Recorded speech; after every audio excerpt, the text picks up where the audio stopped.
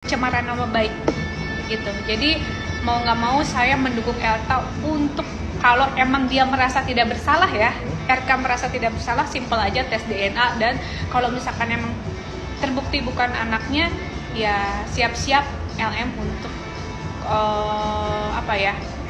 kasus hukum gitu, karena itu kan satu fitnah ya dan juga pencemaran nama baik. Jadi saya juga nggak terlalu ngebelain Pak RM juga ya, mungkin Pak RM juga ada salahnya, RK ini salah juga, jadi baiknya melakukan tes DNA. Ani-ani gundik lain-lain maksudnya gini loh, kalau kalian mau naik tahta, kalau kalian mau naik jabatan, atau kalian mau dapet suami yang baik, pakai jalur yang natural aja, pakai cinta berkesadaran aja, bukan cinta pakai jebakan, bukan cinta pakai paksaan, atau cinta yang yang tadi kayak jebakan Batman. Pokoknya yang natural aja, sesuai dengan kesadaran cinta penuh kasih gitu. Jadi janganlah pakai jebakan Batman ini hanya karena ingin mendapatkan tahta, jabatan dan lain-lain. Pakai skill kalian, pakai keunikan kalian, karena setiap perempuan itu pasti punya unik, pasti punya skill. Jadi pakailah itu. Jangan hanya mengandalkan satu kecantikan, dan jangan hanya mengandalkan jebakan-jebakan Batman ini. Untuk para perempuan semuanya yang muda-muda gitu ya, lebih baik kalian berkarir di jalur yang benar, karena masih banyak pekerjaan yang bisa kalian lakukan daripada harus jadi sugar baby atau jadi gundik atau ani-ani guys. Itu aja sih pesan. Terima kasih Kak Ula. Kak Deva. Kak Deva boleh ngambil gambar perfectnya Pak. Lisa Mariana klaim anak dari Ridwan Kamil. Ini cara tes DNA bekerja. Wait, saya nggak lagi mau ngegosip ya. Saya lagi baca artikel ya dari internet, karena kemarin kan banyak yang nanya, gimana sih Mbak caranya jadi voice over talent? Apa yang harus saya lakukan? Sebenarnya kalau kamu pengen jadi voice over, kamu itu harus melatih suara kamu. Jadi satu, suaranya harus bagus, tapi kalaupun suara kamu nggak bagus-bagus banget, intonasi kamu harus bagus.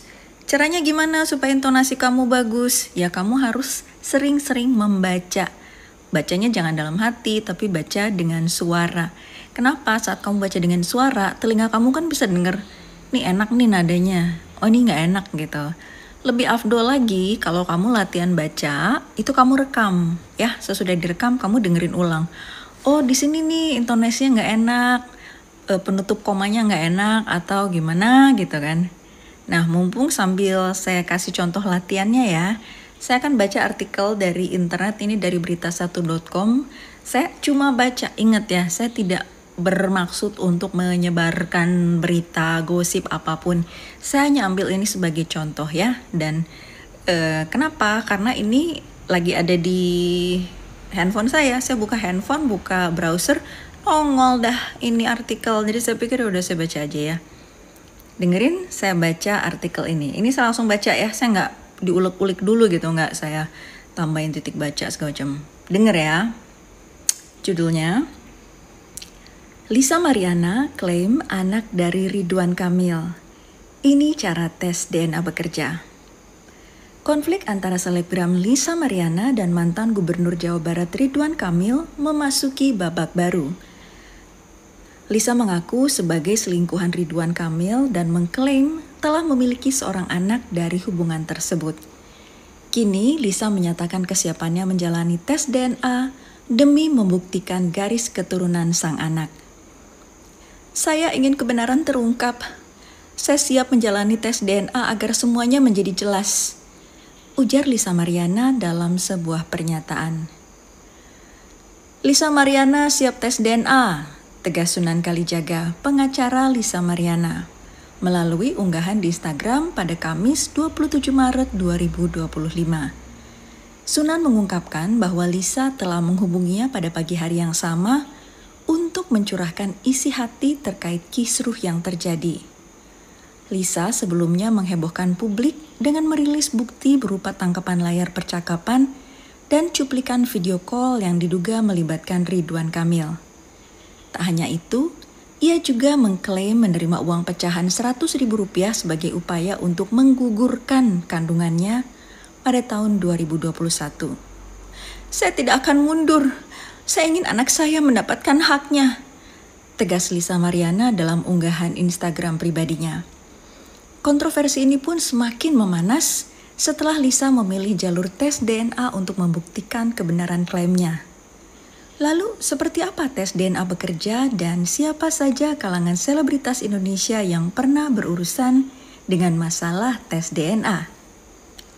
Berdasarkan penelusuran berita1.com, Jumat 28 Maret 2025, tes DNA atau deoksiribonucleic acid adalah metode ilmiah yang digunakan untuk mengidentifikasi hubungan biologis antara individu.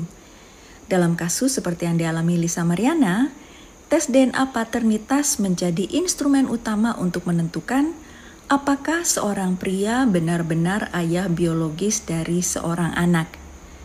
Proses tes DNA melibatkan pengambilan sampel bahan biologis seperti darah, air liur, atau sel dari bagian dalam pipi atau swab. Sampel ini kemudian dianalisis di laboratorium untuk membandingkan pola genetik antara anak dan pria yang diduga sebagai ayahnya. Tes DNA bekerja dengan mencocokkan sekuens DNA yang diwariskan dari orang tua ke anak. Setiap manusia mewarisi setengah dari DNA ayahnya dan setengahnya lagi dari ibunya. Jika terdapat kecocokan yang signifikan, saya ulang ya. Jika terdapat kecocokan yang signifikan antara DNA anak dan pria yang dites, maka bisa dipastikan dengan tingkat akurasi hampir 100% bahwa pria tersebut adalah ayah biologisnya. Dalam dunia medis dan hukum, tes DNA dianggap sebagai metode paling akurat untuk menentukan hubungan keluarga. Tingkat keakuratan tes paternitas umumnya mencapai 99,99%, menjadikannya bukti yang kuat dalam perselisihan hukum terkait garis keturunan. Namun, agar tes ulang lagi. Nah, gini nih makanya kalau voice over itu jangan mau dibayar murah, karena walaupun kelihatannya gampang, ada aja kita salah ngomong gitu kan. Jadi harus diulang take-nya. Saya ulang ya. Namun, agar hasil tes memiliki validitas hukum, pemeriksaan harus dilakukan di laboratorium yang diakui dan sesuai prosedur resmi. Pengambilan sampel secara mandiri di rumah mungkin berguna untuk kepentingan pribadi, tetapi tidak selalu diakui di pengadilan.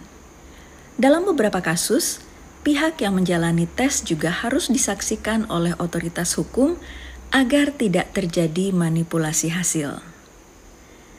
Tes DNA telah digunakan dalam berbagai kasus terkenal di Indonesia, termasuk kasus bayi tertukar di Bogor yang baru-baru ini terungkap berkat pemeriksaan genetika. Selain itu, aktor Denny Sumargo pernah melakukan tes DNA untuk membantah tuduhan DJ Ferny Hassan terkait klaim anak biologis. Dalam konflik yang melibatkan Lisa Mariana dan Ridwan Kamil, hasil tes DNA nantinya bisa menjadi titik terang yang menentukan kebenaran klaim Lisa.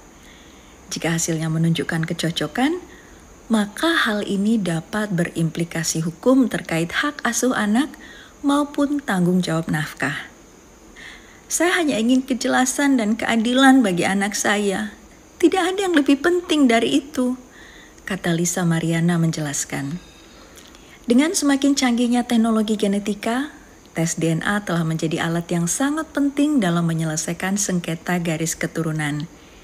Kini, publik menunggu bagaimana hasil tes yang akan dijalani Lisa Mariana dan apakah klaimnya benar-benar memiliki dasar ilmiah yang kuat. Tada! Itu tadi saya bacanya standar ya gitu, baca dengan nada netral. Saya bisa baca dengan nada berbeda. Nah ini kamu kalau pengen jadi voice over talent, kamu harus bisa ngelatih membaca sesuatu dengan nada-nada berbeda. Jadi dengan nada lebih riang, lebih ceria, dengan nada marah-marah, atau dengan nada bergosip. Ini saya kasih contoh ya, saya bacain yang tadi dengan nada gosip. Ini dengan nada gosip. Dalam konflik yang melibatkan Lisa Mariana dengan Ridwan Kamil, hasil tes DNA nanti bisa menjadi titik terang yang menentukan kebenaran klaim Lisa. Kalau hasilnya menunjukkan kecocokan, maka hal ini akan berimplikasi hukum terkait hak asuh anak maupun tanggung jawab nafkah. Saya ingin kejelasan dan keadilan bagi anak saya. Tidak ada yang lebih penting dari itu, kata Lisa Mariana. Nah, dengan semakin canggihnya teknologi genetika, tes DNA sudah menjadi alat yang sangat penting dalam menyelesaikan sengketa garis keturunan. Sekarang, kita hanya perlu menunggu bagaimana hasil tes yang dijalani Lisa Mariana. Dan apakah klaimnya benar? Apakah anaknya memang anak dari Ridwan Kamil? Kita tunggu aja ya. Nah gitu. Ya, jadi kalau kamu pengen jadi voice over talent, gampang. Latihannya adalah baca. Baca apa? Banyak di internet, banyak gitu kan, di Google. Carilah artikel-artikel apa. Separah-parahnya kamu gak nemu artikel yang cocok, kamu buka Wikipedia. Di Wikipedia tuh ada banyak banget artikel menarik. Besok saya rekaman ya, saya coba jadi satu artikel menarik dari Wikipedia ya, saya bacain. Terus kamu bakal bilang, oh iya ya, seru juga ya baca Wikipedia gitu kan. Ya, sementara itu dulu tipsnya bagaimana kamu kalau mau jadi voice over talent. Semoga bermanfaat. Follow lah untuk dapetin tips berikutnya ya, biar kamu gak ketinggalan. Ada beberapa yang nanya ke gue, kenapa sih Ridwan Kamil yang notabene adalah kubunya Jokowi gitu ya, sampai kena isu selangkangan, kena isu korupsi juga. Padahal kalau kita lihat sebenarnya Ridwan Kamil kan baik-baik aja gitu. Dan ini sebenarnya 3 hal utama kenapa sih Ridwan Kamil sampai bisa namanya sejelek ini sekarang. Alasan nomor 1, karena sebenarnya Ridwan Kamil itu kan antitesisnya Kang Deddy Mulyadi gitu. Sebenarnya Ridwan Kamil namanya jelek juga sekarang. Salah satunya juga agar isu-isu tentang Deddy Mulyadi itu menjadi sangat positif gitu. Salah satunya isu korupsi gitu ya. Itu mungkin salah satunya juga didistribusikan oleh timnya Kang Deddy Mulyadi juga gitu. Nah, alasan nomor 2, kenapa sih Ridwan Kamil kena isu selangkangan juga gitu, kena isu korupsi juga. Nah, ini karena sebenarnya kalau di Golkar itu kan adalah partai terbuka gitu ya. Dan sebenarnya Ridwan Kamil itu lebih dekat ke Airlangga. Dan pemimpin Golkar sekarang itu sebenarnya ingin menyingkirkan Airlangga juga. Jadi demi menyingkirkan Airlangga, orang-orangnya Airlangga di bawahnya salah satu Ridwan Kamil juga namanya harus jelek agar menyingkirkannya jadi lebih mudah. Nah, terakhir, kenapa nama Ridwan Kamil bisa sampai sejelek ini? Ini adalah faktor yang tidak langsung ya, tapi adanya pembiaran dari Prabowo terhadap serangan-serangan terhadap Ridwan Kamil ini juga menjadi salah satu faktor kenapa nama Ridwan Kamil sejelek ini dan bisa kena isu sebanyak ini dan namanya negatif banget. Jadi itu aja dari gue, karena gue udah lama gak buat video juga, dan semoga cukup menjelaskan kenapa nama Ridwan Kamil bisa sejelek ini, padahal kalau dilihat sangat baik terhadap Jokowi dan Prabowo.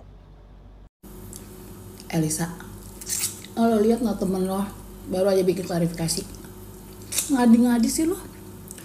Tuh temen lo bakalan ngebuka bukti-bukti. Halu lo, gue udah bilangin lu jangan nyari-nyari masalah ya. Gue baru tahu ya Lisa ya, kalau lu baru ketemu bulan Juni sama Pak RK, terus tiba-tiba lu bilang lu hamil, terus Januari lu udah lahiran, Bagaimana itu nanemnya? Gue tanya. Jangan ngadi-ngadi lu ya. Dia udah rame nih berita di luar. Lu tahu nggak? Bu Cinta kasihan, sedih. Ngapain lagi sih lu? Lu ya, gue baru tahu juga nih kalau ternyata ya kemarin lu minta duit katanya buat sekolah, terus lu sekolah apa kagak? Gue tanya, Boro-boro lu sekolah, madol mulu kerjaan lu ya. Heran gua. Jadi tuh lu minta duit tuh buat apa? Sekarang gua tanya. Sementara lu ternyata pas bulan Juli itu lu udah hamil. Buat apa? Gua tanya. Heran banget lu ya. Nyari-nyari masalah aja. Kagak kapok-kapok ih.